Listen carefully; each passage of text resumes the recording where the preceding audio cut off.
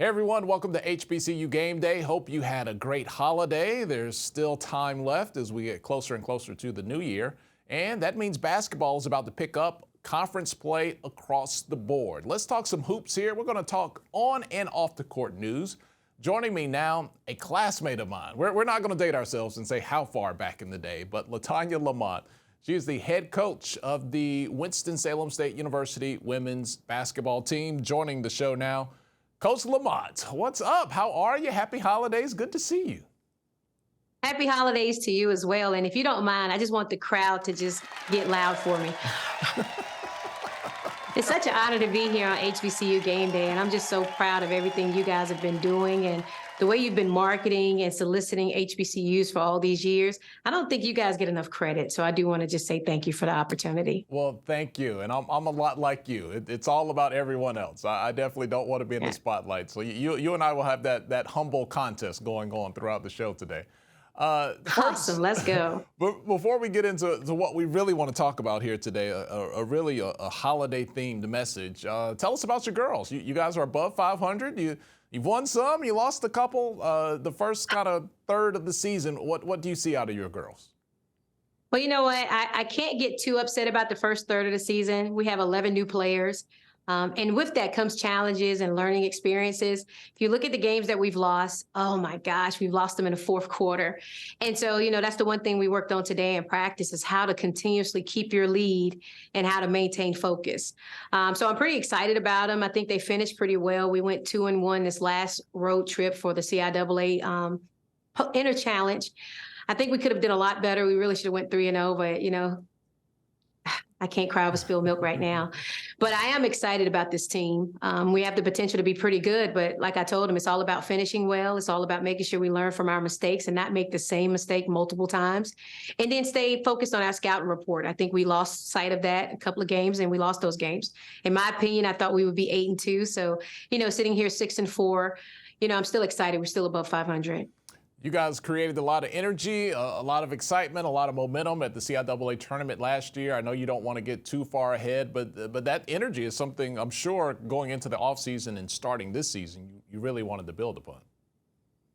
Oh, definitely. I put up a picture to our returning players, and I made sure that the newcomers saw it.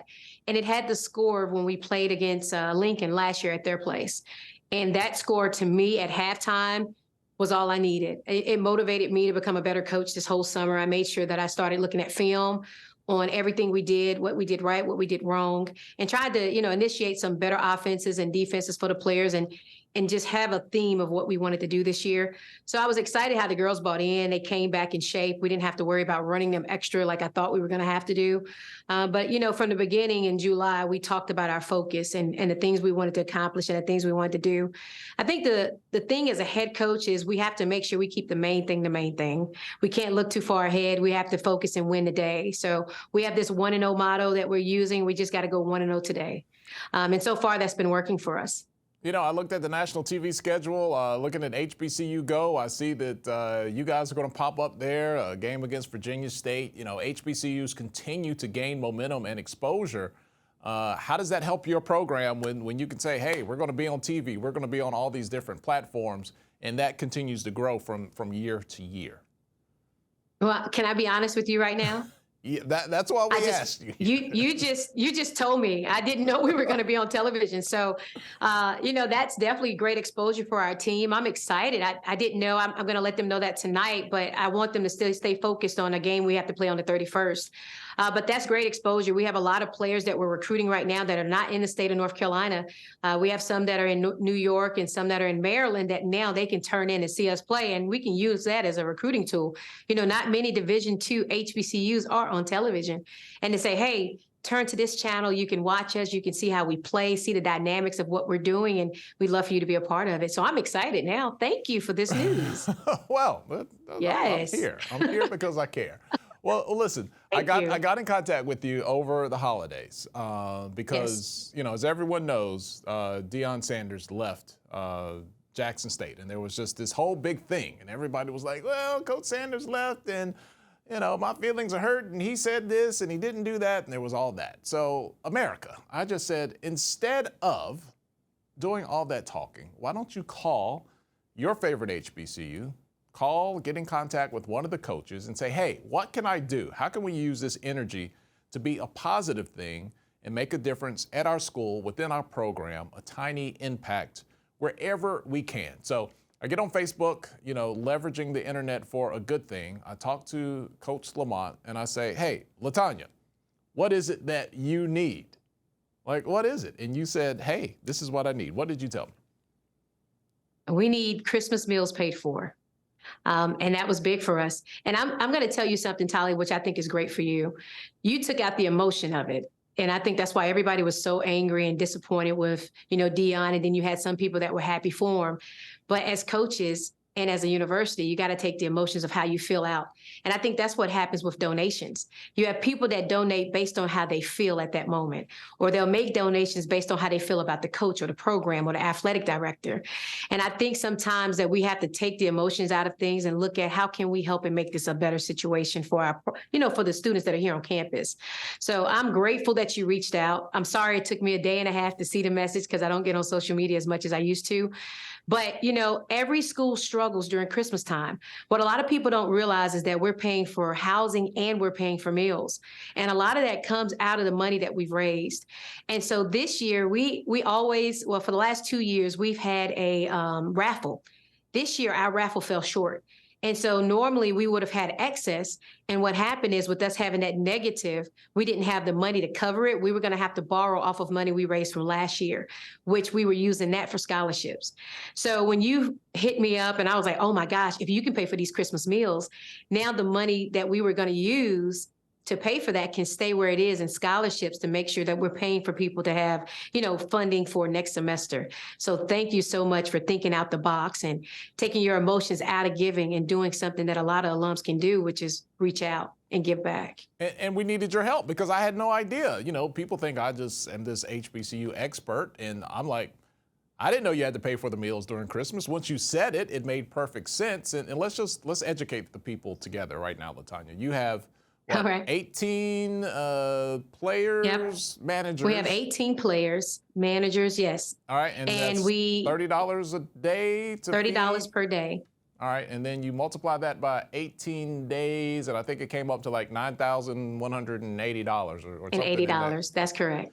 So that is correct. So we made this petition, and I just did it amongst my circle of friends on Facebook, and 60 people came together to raise $10,000, and that averages which is amazing. About $166 per person. And I know it's Christmas time, and I'm very thankful for my friends and the friends of my friends. But I think it's important that people understand, it's not always about the shiny, obvious things. Like there are a lot of nuance and little things that it takes to run a program. That it is, and when you say nuances and little things, when I first got the job here at Winston, we were actually sharing sports bras and tights from the year before. And to me, I was like, that's crazy. We will never do that again.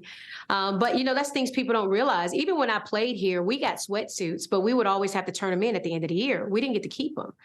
And so just those little things is what people forget. The bookstore, we could go buy T-shirts for $5. Now you go into the bookstore, they're like $35 to $40 for a T-shirt, which I do leave there because I'm not going to pay that for a T-shirt. But it's just like those little things matter.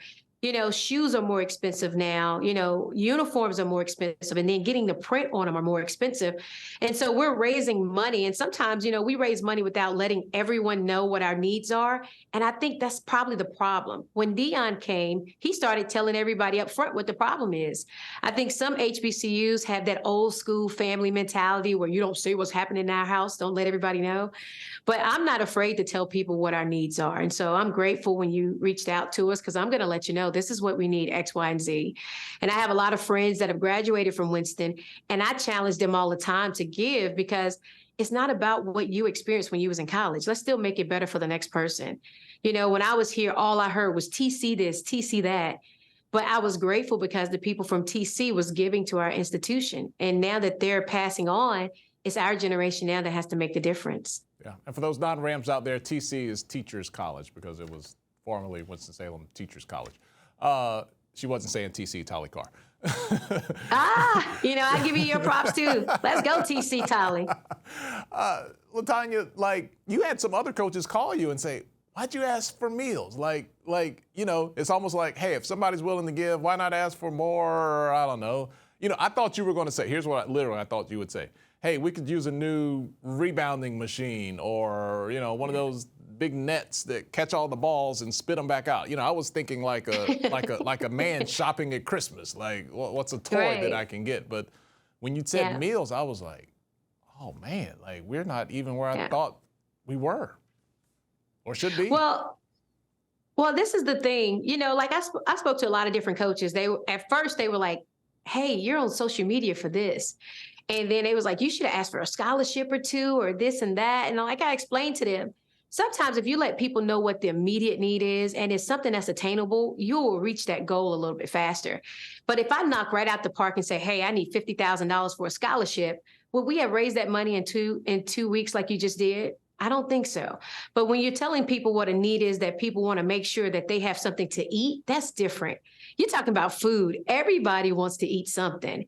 And then to be able to have the players, eat meals. You had people that were donating to pay for a day of meals. That's awesome right there. And honestly, we raised money last year with our raffle that bought a brand new shooting gun. So we actually have that. I would like to have another one. Yes, I would. But, realistically, the meals is what we wanted covered. So Winston, this past season, we had 7 scholarships that we gave out. And that was from the raffle. We had a couple of dollars left over that we were able to divide up. That's why our team is so different this year. That's why they're more athletic. They're a little bit quicker, a lot slimmer, because we had a little bit of more money we could throw at them. And so that raffle was huge for us. But then when you talk about what you had left over from the raffle, we didn't want to use what was left over to pay for meals. And so to me, that was more important, because when we go up to Maryland pretty soon, to play up there for the CIAA, if we have to spend some of the money that we've already raised, we'll have it now because you guys just covered meals for Christmas. And so that's more important to me, just making sure we have excess so we can pay for other things. How would you describe your job? Like how much, because when you told me like, hey, my raffle came up short, I think I texted you back. Like, our coach should not be worrying about a raffle. Like, we need you doing X's and O's and recruiting and scholarships and other stuff than raffles. But if you broke up your job as a Division II women's basketball coach amongst the things that are on your plate, like how much of it, obviously it's not 100% coaching. Like, how would you break that down between fundraising, coaching, administrative? I mean, you even teach classes. Like, how would you break down your responsibilities? Well, on a Division I level, it was all about coaching. It really was. On a Division II level, I would say at least 10% of my job is coaching. I was teaching 4 classes last semester. I can't do that this semester. On top of making sure we were compliant, making sure that we had all of our equipment needs provided, not only that, you're talking about fundraising, you're recruiting. So you still have to go out here and meet and talk and, travel around trying to find as many people on the East Coast that you can. And then you have to be a mother to my own family and a wife. And, with our players, they having issues mentally, like the mental toughness of students is different now. And you have to be there to hear all their problems and their issues. So I feel like a counselor as well. But when I get to coach, it's the best thing because I get to spend at least an hour or 2 on the court. But then after that, I got to go back to figuring out how we can raise money, making sure that my classes are all straight, because I had a couple of night classes this year on top of morning aerobic classes, if you can believe it. It doesn't look like it, but I was teaching aerobic fitness. So I don't spend as much time as I would like when it comes to, doing our scout, looking at the plays, making sure that all the things are ready, but I make sure I dang gonna give it the best I can. So I'm going to give it 100% at everything I do. All right, but I am spread thin. Someone has been moved here. We are given the sermon from the Mount of HBCU Game Day. If people want to help, if they want to contribute, what is the best thing they could do right now? Right now, it's 7177, I want to say, the hashtag, or going to the site that has been out on social media. You can make a donation to our university. It'll go straight to women's basketball. That right there will help with the general fund. That general fund covers everything. We can utilize it for scholarships. We can utilize it for meals. We can utilize it for our hotel stays. Because if you look at our trips right now, we've only stayed in maybe, I think we'll stay in 3 or 4 overnight games. Other than that, we go to day of.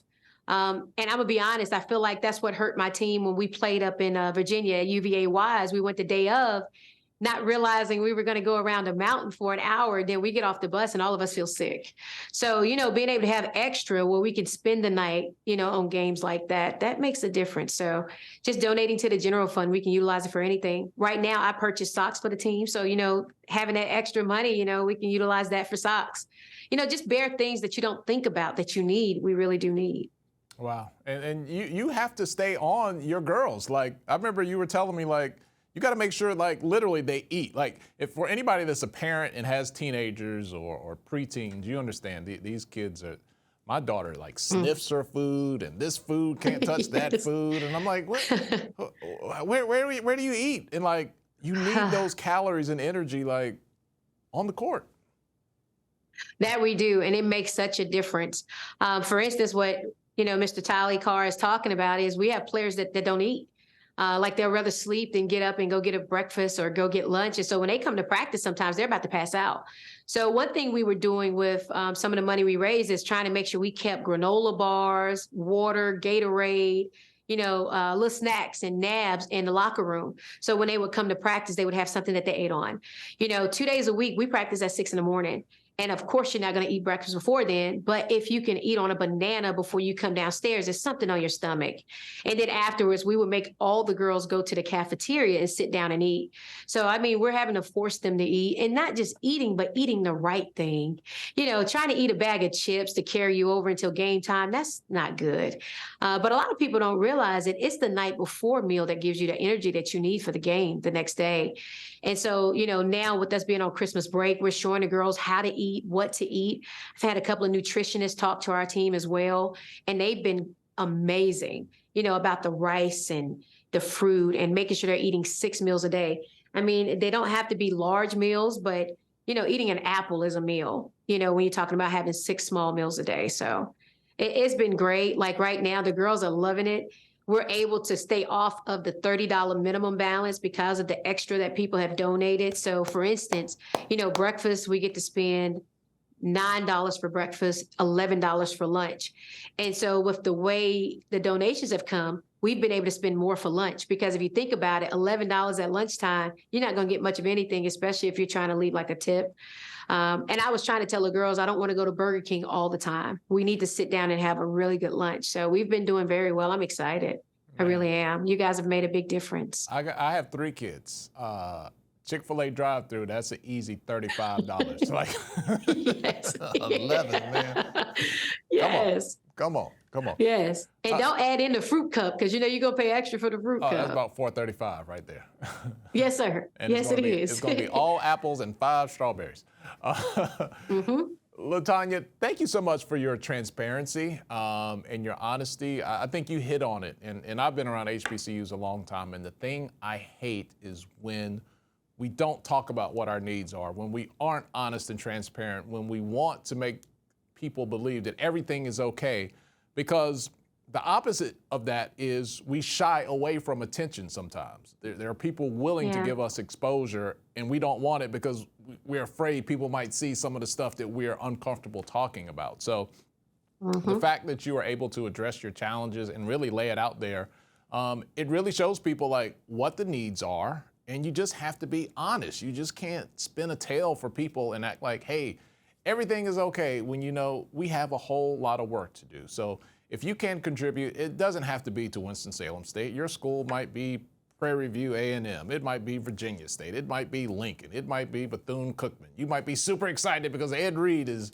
your football coach now. You want to make a difference. Whatever your school is, do whatever you can. You don't have to have $50,000.